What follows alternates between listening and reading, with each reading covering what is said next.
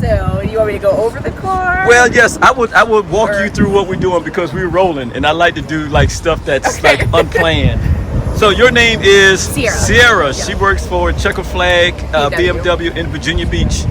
Are you originally from Virginia Beach? I'm not. I'm originally from North Carolina. Oh, okay. North Carolina, but I've been living in Virginia for like 4 years. Okay, so I'm originally from Virginia, as I told you, Chesapeake. So I'm down here with the National Drive Electric Week.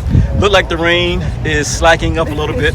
We don't want to keep Sierra out here because she will melt. No. So she's going to talk me through 2 of the 3 BMWs here. So this is the BMW X5. Yeah, so this is an X5 50E, so it's going to be a plug-in hybrid X5. It's Okay. on the exact same chassis as the gas X5s, but you get an extra like 45 miles of full electric range if you want to run it in fully electric, and it gets almost a 700 mile tank if you run it in the hybrid mode. Okay, so being hybrid, and in your, I guess, conversations with people, are people more comfortable with hybrids or are they more comfortable with electric vehicles? More comfortable with hybrids. A lot of people are switching into the electric world. I say a plug-in hybrid is probably the best way to switch into the electric world. Kind of just push in there just a little bit because you're not dependent on electricity. Right. You can run it full gas, you can run it full electricity, but you can get used to plugging it up every now and then. Yes, right. So I guess everybody's main thing is they have range anxiety. Yep. They're afraid that, oh my God, I might run out of charge, and where will I charge? It's not like seeing a gas.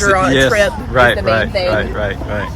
Okay, so what color is this? This is similar to my color, which is a titanium metallic. So what color is this? This is Manhattan Green. Manhattan. They come up with these names and get it copyrighted so you can't steal it. Manhattan Green. It's very nice. So anything on the outside? So I don't think you have. Well, you obviously you don't have any storage in the front because the engine is there. Yeah. So how about storage in the back? Yeah, so there's plenty of storage in the back. The X5s and the X7s all use a 2-tier trunk. So it has a tailgate on it, which a lot of people love. Oh, wow. I didn't expect that. Yeah, and your other button is going to be for your air suspension. So all the hybrid X5s have air suspension standard. Wow. And this is really deep back here. I did not expect this. When I walked up to it, I was like, the back is kind of small. And do you have extra storage here, or is that a tire? Yeah, there's a little extra storage under here. They only are gonna have a tire under here if they don't have the run flat tires. Yeah. And that's nice if you want to store groceries. At least you can protect it from that rolling it around. Yeah, you can keep all your charging and everything down here is what it's mainly used for. Okay. And then the sunshade also has a place down here, so if you need to fold down the seats and pop them all the way down, you can have all that space, and you have a little storage space for the sunshade to click in. Wow. This is nice. Now, anything in here? No, nothing in here. No, it just slides. Okay. It just slides for the tailgate opening and closing. All right. Wow, this is nice. That's a nice surprise. So can we move into the inside? Yeah. Or let's move into the inside, and then we'll take a look at the other vehicle. Okay. Yeah.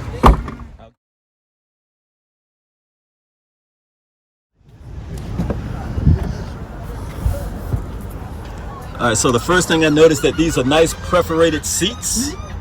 They look comfortable. They are, yeah. So they're actually synthetic, so they kind of work how like Tesla does. So we're using pretty much a lot of vegan stuff now. Right. This is the Silverstone color.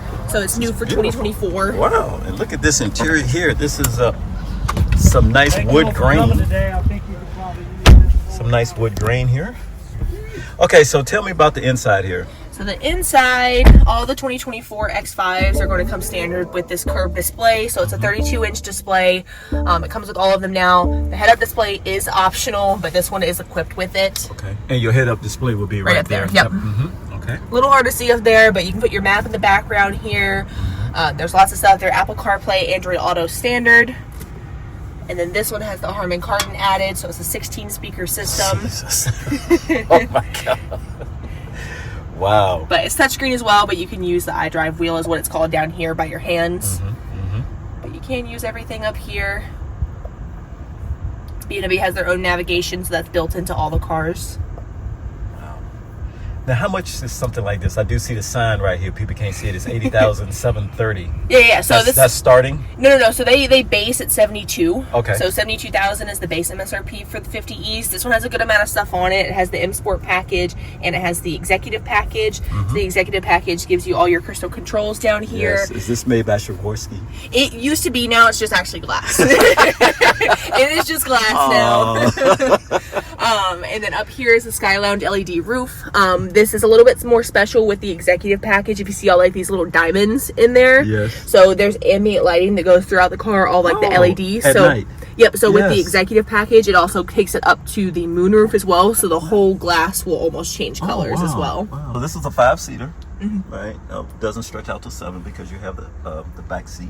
Yep, it has the gesture control as well, so it's like sign language for your car. Oh wow! Yep. So okay, so you can do lots of stuff so with it. do that again because I didn't know what was happening. Yep. Okay, so what she's doing is she's turning her finger, and then there's the audio. That is pretty awesome, You and can change the station. she's just waving her hand. So where is the sensor for that? Oh It's my right up God. in here. Okay. Right up in the front. So if I no, you turn. And so the sensor is somewhere up here. It's sitting right in here in It's the right center. in here.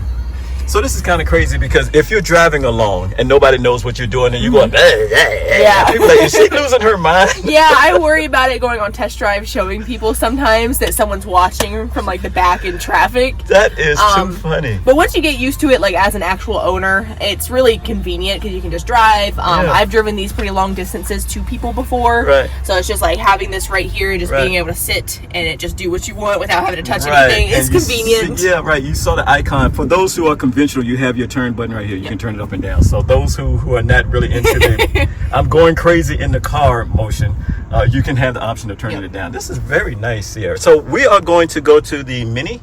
Okay. The Mini. Can we do the Mini? Yeah. Okay. So as luck would have it, Sierra brought nothing but sun. Yay for Sierra. Okay, so now we're standing in front of the Mini Coupe SE HT. Right? I got all of that letters in there. Okay. So tell us something about this one here. So the Mini SE, it was Mini's first electric car. They're making supposedly they're supposed to bring out a Countryman version of this as well. Okay. It's gonna have a little bit more range. So that's the only thing that people don't like about these is they don't have a ton of range. The range is about 114 miles on a full charge, but they're tiny. The battery's tiny, and they start in the 30s. Yeah. So if you want like a really good, like for the price, get a good lease on it, a low monthly payment, and still want to be electric. They don't take as long to charge because of the battery, the like full battery size, but the Mini SE would be a pretty good choice for it. And so mainly this is a city car running back and forth to get groceries, pick up kids if you have small children. And you can't go from here to Hampton and back, which is across the bay. So yeah, your charging is and your mileage is very limited as well. Anything cool, anything that's happening on the inside as far as interior?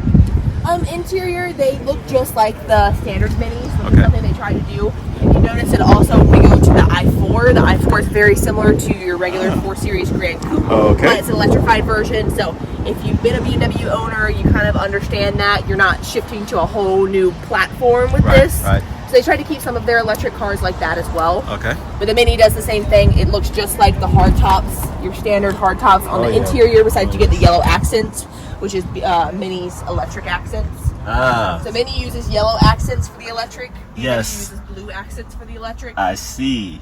Yes. Okay. So that just tips everybody off that this is electric. It's a thing with some car dealerships. They want to accent their electric vehicles, like Ford is doing blue, and this one is doing yellow. And again, you can kind of see the Mini. I almost said hubcap, but the Mini wheel. That's how old school I am. Yeah, Mini does yellow. BMW does blue for the electrics. Right. Okay. The last one is this one here. Is the eDrive 4D? 40. It's the i4.